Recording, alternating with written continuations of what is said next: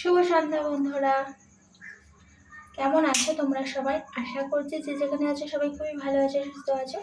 আর তোমাদের আশীর্বাদে কিন্তু আমরাও ভালো আছি। আজ রান্না পুজো, তো আমি এখন এই যে মা অন্নপূর্ণাকে ধূপ দেখিয়ে আর সিঁদুর দিয়ে আমি গ্যাসটা ধরিয়ে রান্নাটা বসাবো। এখন 7টা বাজে ঘড়িতে। এখন রান্নাটা না বসিয়ে দিলে আমি মানে 1টা-2টোর আগে শেষ করতে পারবো না। সারা রাত লেগে যাবে তাহলে রান্না করতে। তো চলো আমি ভিডিওটা শুরু করি, তোমরা দেখতে পাবো। আজকে তো তোমরা অনেকেই রান্না পুজো করেছো। আজকে দিনটার জন্য না আমি সত্যি বজ্জা বসে থাকি, কবে আজকে দিনটা আসবে। আমার ভীষণ ভালো লাগে, অনেক রাত অবধি অনেক রকম পদ রান্না করা ভীষণ ভালো লাগে। তো বিয়ের পর থেকে করে আসছি, এবারও করবো। তো চলো শুরু করি, অনেকটাই রাত হয়ে যাচ্ছে। আজকে রান্না পুজোয় যা যা রান্না করব, রান্নাগুলো কিন্তু আমি চাখতে পারবো না। রান্নাগুলো আমাকে আন্দাজে করতে হবে। তো নুন ঝাল বেশি হতেই পারে, তার জন্য মা অন্নপূর্ণা দেবীর কাছে আমি প্রার্থনা করে নেব যাতে রান্নাগুলো ভালো হয়। কারণ কাল আমাদের বাড়িতে অনেকে এই পান্তা প্রসাদ খেতে আসে, রান্না পুজোর ভাত। তো খারাপ যদি হয় তাহলে কি করে খাবে বলো? তো প্রত্যেকবার রান্নার আগেই আমরা মা অন্নপূর্ণাকে স্মরণ করে নিই। আর আজকে না চারিদিকে মাইক বাজে, হুল্লোড় হচ্ছে, তার জন্য না ভয়েসটা ঠিক করে দিতে পারছি না। তোমরা দেখতে থাকো, ভালো লাগবে আজকের ভিডিওটা।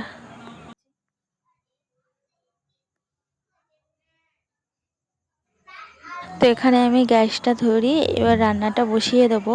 কারণ অনেকটাই রাত হয়ে এলো, 7টা বাজে। এখন যদি না বসাই তাহলে অনেকটাই রাত হয়ে যাবে রান্না করতে। তো প্রথমেই আমি সেদ্ধগুলো করে নেবো। কচু শাকটা সেদ্ধ বসিয়েছি, তারপর চাল কুমড়োটা কেটে সেদ্ধ করে নেবো। আর শুনতেই পাচ্ছ চারিদিকে কেমন হল্লার হচ্ছে। সেদ্ধ বসিয়ে দিয়েছি, কারণ কচু শাকটা তো সেদ্ধ করতে অনেক সময় লাগে। এখনো কুমড়ো সেদ্ধ করতে হবে, চাল কুমড়ো। তারপরে রান্না বান্না তো আছেই, এখনো চিংড়ি মাছ বাছা হয়নি, চিংড়ি মাছ বাজবো।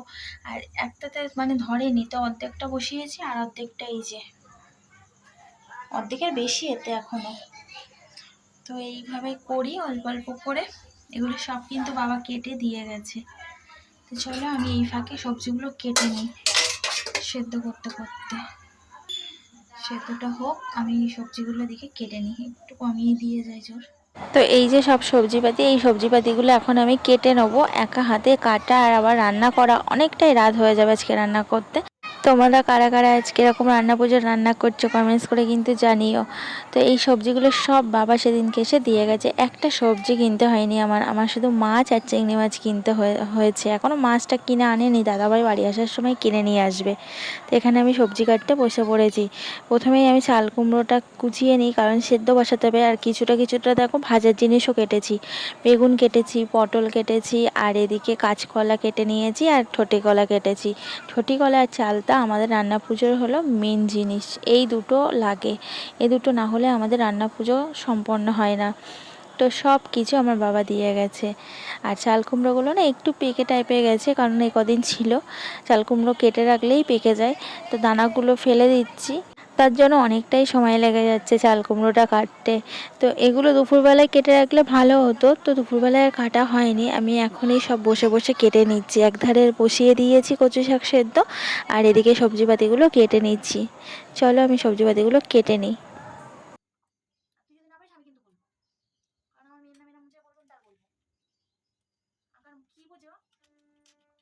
ওই যে লাস্ট সেকেন্ড ইয়ার না কোন ইয়ার অবধি দিয়েছে, তাই ভালো বোঝে। সেকেন্ড ইয়ার দিয়ে সেকেন্ড ইয়ারে একটা বয়স থাকে। হ্যাঁ, তাও ছোট থেকে কত ছোট, তুই একটা বছর গ্যাপ দিয়েছিস না? ও না, আর ও তো সেই পড়া থেকে পেনটা নাও।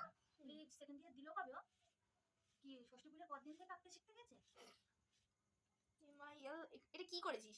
ই সবজিপাতি আমার কাটা হয়ে গেছে, আর আমি সব গুছিয়ে গাছে তুলে নিচ্ছি। আর এই দেখো আমার সব সবজিপাতি কাটা হয়ে গেছে। আর দেখো বন্ধুরা কত সবজি কেটেছি, এই সব ভাজা হবে, রান্না হবে। আর কালকে কিন্তু আমাদের বাড়িতে অনেকেই খেতে আসবে পান্তা ভাত, রান্না পুজোর রান্না। এই রান্না পুজোর রান্না কিন্তু লোকে চেয়ে খায়, এই রান্না খাওয়া খুবই ভালো। এখানে আমি এখন বসাবো ঝিঙে আলু চটচটি চিংড়ি মাছ দিয়ে করবো। আর এখানে দেখো চাল কুমড়ো আমি সেদ্ধ করে রেখেছি, তো একদিকে পাচ্ছি আর একদিকে সেদ্ধ বসিয়েছি। আর কচু শাকটা তো সেদ্ধ বসিয়েছিলাম, এই যে কচু শাকটা সেদ্ধ করে রেখেছি। আর এদিকে দেখো আমার মসুর ডাল সেদ্ধ হয়ে গেছে। তো কী কী রান্না হয় আমরা সব দেখাবো তোমাদেরকে। চলো আমি ঝিঙে আলু তরকারিটা বসিয়ে নিই। আর এই যে তোমাদের দাদা ভাই বাড়ি চলে এসেছে, আসার সময় যে মাছ কিনে নিয়ে এসেছে, এখানে কাতলা মাছের মাথা আর ওটা মাছের তেল, কাতলা মাছের যে মাছটা নিয়েছে। আর এই যে কাতলা মাছ, আমাদের ইলিশ কাতলা নাই রুই এই তিনটার মধ্যে একটা করতে হয়। তো ইলিশ মাছ আজকে বলে 1000 টাকা কেজি, তার জন্য ইলিশ মাছ আর আনেনি দাদা ভাই। ঝিঙে আলু চিংড়ি মাছ দিয়ে চচ্চড়ি হয়ে গেছে, এবার আমি নামিয়ে নেবো। চলো তরকারিটা আমি নামিয়ে নিই। লাইটটা এমন কিছু বোঝা যাচ্ছে না, সব কিছু পরে দেখিয়ে দেবো। ঝিঙে আলু চিংড়ি মাছের চচ্চড়ি তো হয়ে গেছে দেখলে। এবার আমি বসিয়ে দিয়েছি চাল কুমড়োটা। চাল কুমড়োটাও চিংড়ি মাছ দিয়ে করব। তো চাল কুমড়ো চিংড়ি মাছ দিয়ে চচ্চড়ি মতো করব। তো এখানে আমি চাল কুমড়োটা রান্না করে নিই। তো 5 রকম ভাজা করা বাকি আছে এখনও।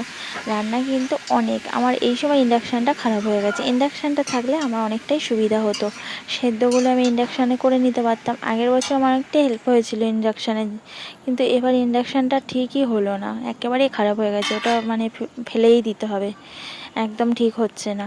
তো এদিকে দেখো চাল কুমড়োটা আমার নামানোর মতো হয়ে গেছে। আমি চিংড়ি মাছটা দিয়ে আবার একটু নাড়িয়ে ছাড়িয়ে একটুখানি রেখে দেবো, দিয়ে নামিয়ে নেবো। তো এখন রাত্রি কিন্তু 11টা বাজে। তো এখন আমার চাল কুমড়ো হচ্ছে। এখনও কত কিছু বাকি, কচু শাক বাকি, এখনও কত ভাজা বাকি, মাছ দেওয়া হয়নি। মানে কখন যে করব সেটাই ভাবছি। চাল কুমড়োটা হয়ে গেছে, এদিকে আমি মাছের মাথাটা ভেজে নিচ্ছি। কচু শাকটা বসাবো, তাই মাছের মাথা দিয়ে কচু শাক করব। আজকে আর নারকোল কোড়া দেবো না, অন্যবার নারকোল কোড়া দিয়ে কচু শাক করি।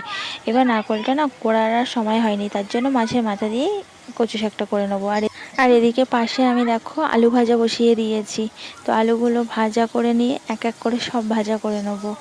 তো চলো আমি রান্নাটা সেরে নিই। ছোটো থেকেই রান্না পুজোর রান্না দেখে আসছি, খেয়ে আসছি, তো আমার কোনো অসুবিধা হয় না। কারণ আমার বাপের বাড়িতেও একই, মানে একই জাত তো আমরা, একই ওর জন্য বাপের বাড়িও যা আছে আমার শ্বশুর বাড়িতেও তাই। কুমড়ো তো হয়ে গেল দেখলে, আর ঝিঙে চচ্চড়ি হয়ে গেছে, ডাল সেদ্ধ হয়ে গেছে। ওগুলো দিয়ে দুষ্টু দাদের ভাত দিয়ে দিলাম, কারণ 12টা বাজে এখন। এদিকটা হচ্ছে কচু শাক মাছের মাথা দিয়ে,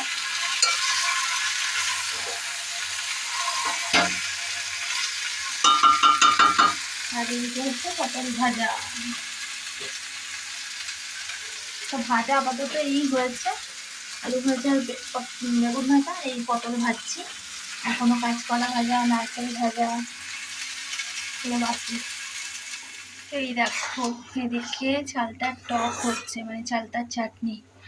আর এখানে ভাত হচ্ছে, মাছ ভাজা হয়ে গেছে আর দেখানো হয়নি, কারণ এখন কটা বাজে জানো? দাঁড়াও। আর এই দেখো এই এক হাঁড়ি ভাত হয়ে গেছে। আর এই যে একটু বসিয়েছি ছোট হাঁড়িতে এক হাঁড়ি।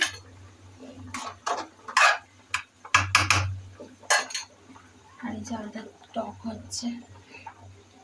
এখন বাজে মানে 1:44, 1:45 বাজে, 1:45 বাজে এখন। তো এখন আমার রান্না চলছে, প্রত্যেক বছরই এমনটাই হয়।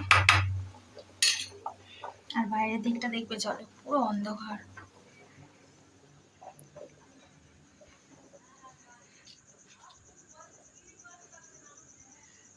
পুরো চারিদিকটা নিস্তব্ধ।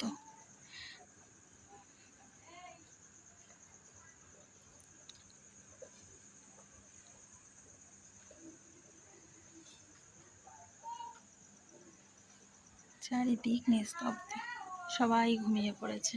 চলো তোমাদেরকে দেখিয়ে দিই কী কী রান্না করলাম এই 2টো অবধি। তো এখানে মাছ ভাজা করেছি, আর এখানে আছে সেদ্ধ ডাল, একদম শুকনো শুকনো করে, আমাদের এইভাবেই করতে হয়।